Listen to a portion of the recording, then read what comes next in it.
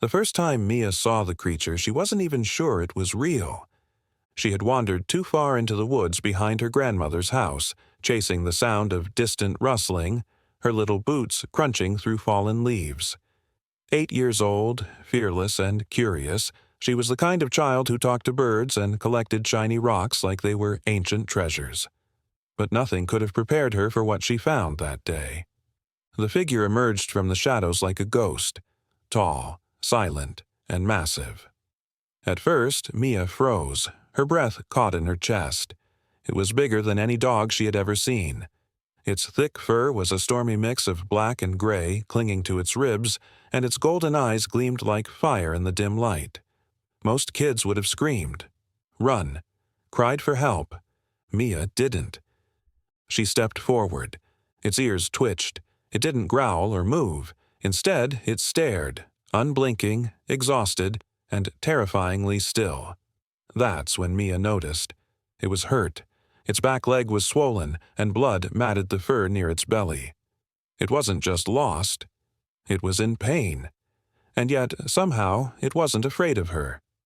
The animal, half wolf, half dog, watched her with an expression she didn't expect from something so wild. Not aggression, not fear, but desperation. Like it had nowhere else to go. Without thinking, Mia took off her backpack. Inside, a sandwich wrapped in foil. She knelt down, unwrapped the bread with slow, deliberate hands, and held it out. The creature didn't move. Mia whispered, "It's okay, buddy. I won't hurt you." Minutes passed. Rain started to fall in soft drops through the trees. Then, hesitantly, slowly, the animal limped closer. Its nose twitched, and with a trembling paw, it stepped into the clearing and took the food from Mia's hand. That was the moment everything changed. When Mia returned to her grandmother's porch that evening, muddy, soaked, and shaking, she couldn't stop talking about the big, sad dog in the forest. But no one believed her, not even her grandma. Just a stray, they said. A coyote. Maybe even a shadow her imagination turned into something more. But Mia knew the truth. And what she didn't know yet was that the secret she had just uncovered would shake her entire town. For the next 3 days, Mia returned to the woods, always with food stuffed into her small pink backpack, always careful not to be seen. She didn't tell anyone. Not her grandmother, not her parents when they called to check in. She knew what they'd say. It was dangerous, stupid even. But Mia didn't see danger. She saw trust slowly forming in a pair of wild golden eyes. The creature, because she still didn't know what to call it, was waiting for her each time, hidden between the ferns and pine trees like part of the forest itself. It never barked, never growled. It limped forward with the same slow care, always cautious, always watching her with that intense, unreadable gaze. She named him Shadow. Shadow ate from her hands now. He let her sit beside him, barely moving as she spoke in whispers about school, her parents' divorce, and how lonely she felt sometimes. It was like he listened, like he understood, but something about him still unsettled her.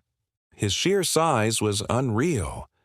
Mia had once seen a Great Dane at the park, towering over other dogs, and even that didn't compare. Shadow was longer, heavier, more solid, and when he stood, she swore he reached up to her chest. His paws were massive, clawed like a wolf's. His fur, even under the dirt and matted clumps, was thick like an animal made to survive brutal winters. There was power coiled in him, silent and waiting, even in his weakest state. Still, Mia felt safer around him than with most people. On the 4th day, things changed. Mia had brought leftover chicken from dinner, tucked tightly in a napkin. As she approached the clearing where they always met, something felt off. The woods were too quiet. The birds had stopped singing. Even the wind didn't move through the trees. Shadow wasn't there. "Mr. Dog," Mia called softly, glancing around. That's when she heard it. A low, distant whimper. Not the kind of noise a wild animal makes in anger or defense. This was pain. Weak. Pleading. Her heart racing, Mia followed the sound deeper into the forest. She stumbled over tree roots, pushed past branches that scratched her arms until she found him. Shadow was curled behind a fallen log, his side rising and falling too fast. There was a fresh wound across his shoulder, deep, bleeding. His eyes were open, barely, and for the first time, he looked afraid. Mia dropped to her knees beside him. "What happened?" she whispered, her voice cracking. He tried to lift his head, then collapsed again, a low whine escaping his throat. She had no idea what to do. This wasn't just an injured stray anymore. This was something serious, urgent, and Mia was just a kid. But something inside her clicked, a fierce need to protect, to act. She ran home as fast as she could, mud flying from her boots, branches tearing at her sweater. She didn't stop until she burst through her grandmother's door, gasping for air. "I need your help," she cried. "Please, there's a dog. A big dog. He's hurt. Bad." Her grandmother's face softened at the panic in her granddaughter's voice. "Where is he?" "In the woods," Mia sobbed. "He's bleeding. I think he's dying." What Mia didn't know, what no one knew yet, was that the moment they followed her back into the forest, the mystery of Shadow's true identity would begin to unravel. And when the truth came out, the entire town would never look at him the same way again. The forest was still soaked in that eerie silence as Mia led her grandmother through the narrow trail, flashlight trembling in her hand. The sun had dipped below the horizon, and the path was now cast in deep purples and grays, filtered only by fading light through dense trees. Every step squelched against the damp earth. Mia's heart pounded in her ears, not just from fear, but from urgency. Shadow was running out of time. When they reached the fallen log, Mia froze. He was still there, curled up, unmoving. "Oh, God," she whispered. Her grandmother moved forward without hesitation.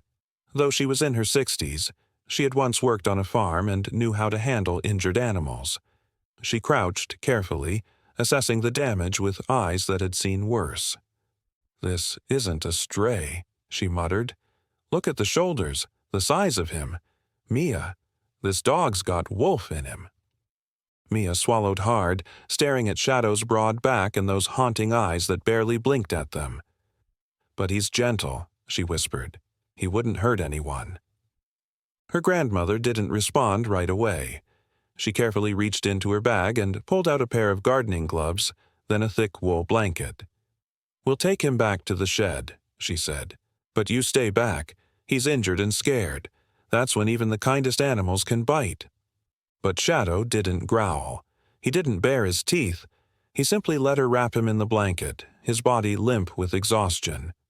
His breathing was shallow, but when Mia knelt beside him and gently touched his head, his eyes fluttered open just a little, and his tail moved. A slow, barely there wag. He knew her, trusted her. That night, while the town slept unaware, Mia and her grandmother turned their backyard tool shed into a sanctuary. They lined the floor with old towels, set up a heater, and cleaned Shadow's wound with trembling hands. He flinched but didn't resist. The moment his eyes met Mia's again, something passed between them. A silent bond deeper than words. Her grandmother couldn't hide her concern. "This isn't a normal dog, Mia. I'm not even sure it's legal to keep him." "But we can't tell anyone," Mia whispered. "They'll take him away. They'll put him down, won't they?" Her grandmother hesitated. "It's possible. People are scared of what they don't understand." They agreed to keep him hidden, just until he healed, just until they figured out what to do. The next few days were a blur of whispered instructions, stolen kitchen scraps, and nighttime visits to the shed. Shadow improved quickly. His eyes regained their brightness. He began standing on his own, pacing a little, even nudging Mia's hand when she arrived, tail wagging faster each time. But questions began to rise. The way he moved, silent, calculated, The way his ears picked up the faintest noise, even the structure of his body, broad chest, thick neck, massive paws. Her grandmother had been right. There was something wild about him. On the 5th night, everything changed. They were watching him from the back porch, sipping cocoa, when a loud knock came at the front door. Her grandmother frowned and rose to answer it. Mia followed, her stomach knotting. 2 men stood on the porch. One wore a sheriff's badge, the other a brown vest with the State Wildlife Department logo. They both looked grim. "Evening, ma'am," said the sheriff. "Sorry to bother you, but we've been canvassing the area. There's been a sighting." Her grandmother's eyes narrowed. "What kind of sighting?" The wildlife officer cleared his throat. "A hybrid, possibly a wolfdog. Large, injured. A hiker spotted it limping through these woods a week ago. We've been tracking it since. It's considered dangerous." Mia felt the blood drain from her face. "Have you seen anything unusual around here?" the sheriff asked. Her grandmother's fingers tightened around the doorframe. "Nothing more unusual than your sudden visit." The officer gave a tight smile. "If you do spot anything, don't approach it. Call us right away. Wild hybrids can be unpredictable." After they left, Mia turned to her grandmother, panic rising. "They'll take him, won't they? If they find him, they'll take him away." Her grandmother didn't answer. She didn't have to. That night, as Mia lay in bed staring at the ceiling, her heart raced with fear. They were running out of time. The world outside was closing in on Shadow. People would never understand what he really was. Not a threat, not a monster, but something far more rare. Something worth saving. But fate had its own plans, because by morning, Shadow would be gone, and what Mia would find in his place would shake everything she thought she knew about him, and herself. When Mia opened the shed the next morning, her breath caught in her throat. Shadow was gone. The blanket was tossed aside, the water bowl overturned, but there was no blood, no signs of a struggle, just paw prints in the dirt, leading toward the woods. "Mia!" her grandmother called from the porch, already sensing something was wrong. "What is it?" "He's gone," Mia whispered. Her voice cracked. She ran toward the forest, following the paw prints, calling his name again and again. "Shadow, Shadow." But the only answer was the rustling of leaves and the distant call of birds. The woods that had once brought them together now stood between them again, silent and endless. Her grandmother caught up, breathless. "He must have sensed danger. Maybe he thought he was protecting us by leaving." "But he's hurt," Mia cried. "What if he doesn't come back? What if the wildlife guys find him first?" Her grandmother didn't have answers. Just a hand on Mia's shoulder and a quiet, "We can keep searching." And they did. All day. They walked every trail, checked every clearing, called his name until their voices gave out. But Shadow was gone, as if the forest had swallowed him whole. That night, Mia sat on the porch, knees pulled to her chest. The stars blinked above, and in the distance, owls called out across the trees. She couldn't stop thinking about the last time she saw him, how his eyes had softened when she arrived, how his tail had wagged like he knew she was his person. Was he trying to spare her the pain of losing him? She couldn't sleep, not until she knew he was safe. 2 days passed. The wildlife officers returned once more, this time posting a notice in the community center. Wolfdog hybrid, considered potentially dangerous. Do not engage. Call immediately. Mia stared at the paper, rage burning behind her eyes. Dangerous? They didn't even know him. They hadn't seen the way he let her feed him, how he leaned into her touch, how he never once growled or snapped. That night, a plan formed in her mind. She had to find him, before they did. With her grandmother's reluctant blessing, she packed a backpack with food, a first aid kit, and a flashlight, then slipped into the woods just before sunset. The forest felt different at night. every sound sharper, every shadow longer. But Mia wasn't afraid. She was focused. For hours, she followed her instinct, scanning the ground for tracks, listening for any unusual sounds. The wind picked up, stirring the leaves. A storm was coming. Again. That's when she saw it. A shape in the distance. Low to the ground, still as stone.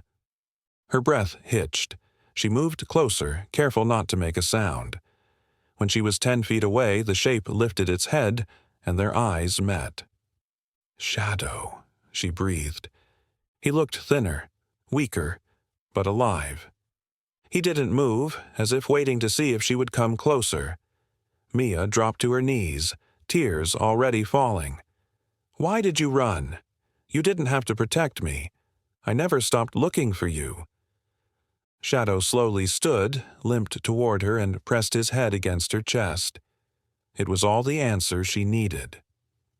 As thunder cracked above them, Mia took off her jacket and wrapped it around him. "Come on, we're going home." It took over an hour to lead him back, supporting his weight as he limped beside her. She spoke softly the whole way, telling him stories, promising he'd never be alone again. When they reached the edge of the woods, her grandmother was waiting with a flashlight and tears in her eyes. Together, they carried him into the house this time. No more shed, no more hiding. Shadow slept for nearly 2 days. When he woke, a quiet understanding filled the air. But their story wasn't over. Not yet. Because a local reporter had heard about the Wolfdog sighting and wanted to speak with the family who had allegedly found and released him. Mia's grandmother said no. But Mia, she said yes. She didn't want to hide anymore. She wanted the world to know who Shadow really was. The next day, when the reporter arrived with a cameraman, Shadow sat beside Mia on the porch, calm and quiet. The camera rolled, and Mia told their story, about finding him, helping him heal, and how no one should be judged just because they're different. The interview went viral, but so did the questions. Where had Shadow come from? Why was he unlike any other dog? And why, when they finally did a DNA test, was the result so shocking? The DNA results arrived in a plain white envelope, just a standard test from a local veterinary genetics lab. Mia opened it with shaking hands, not expecting much. Maybe confirmation of what they already knew.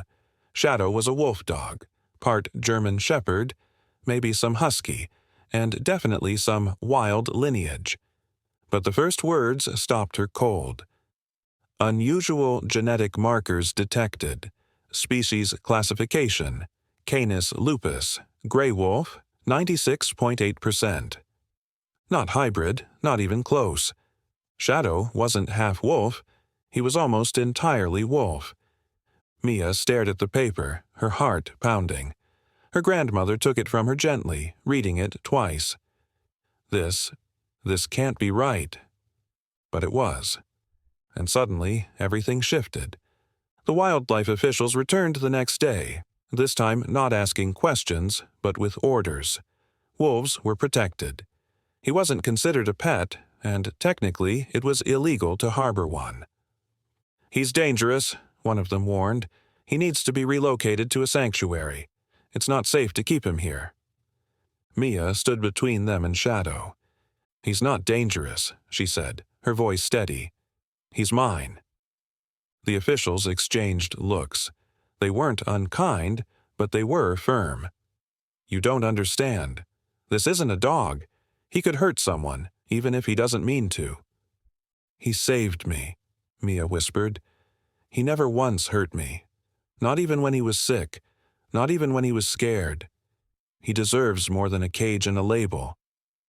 That night they gave her time to say goodbye, but Mia wasn't ready. She sat beside Shadow, his head resting in her lap, her tears soaking into his fur. "They don't see you, not the way I do." Her grandmother joined her quietly. "We have one chance. I know someone at a wildlife preserve up north. It's private land, no cages. Just space, peace, and it's run by people who care." Mia nodded. It wasn't what she wanted, but it was better than a zoo, better than losing him completely. 2 days later, they loaded Shadow into the back of a truck, lined with blankets and stocked with his favorite food. As the truck pulled away, Mia ran beside it for as long as her legs would carry her, hand pressed to the glass, whispering promises. "I'll visit, I'll write, I'll never forget."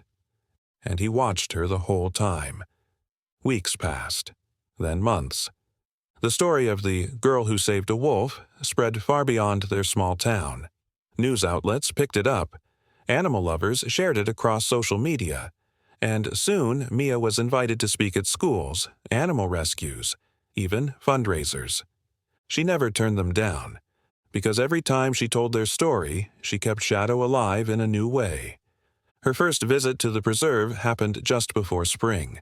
She didn't know what to expect. Would he recognize her?